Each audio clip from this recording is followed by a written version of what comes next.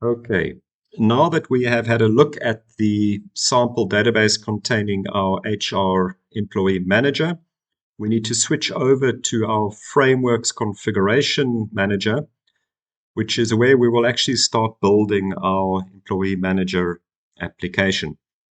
So I'm going to log into the FrameworX configuration manager.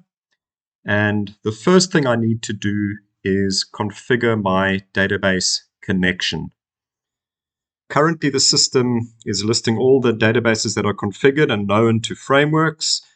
We're going to create a new one to our HR database residing on server 1. So we will run new database connection. We need to give this connection an alias. I need to indicate which server it is sitting on. I need to indicate the database name, which in this case is HR. I just need to give it a description.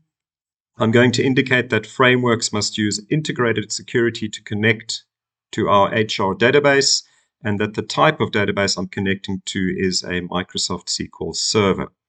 Clicking OK will now actually create our connection, and we can see the connection has been successfully created, and we have an alias called HR. At this point, we haven't built anything.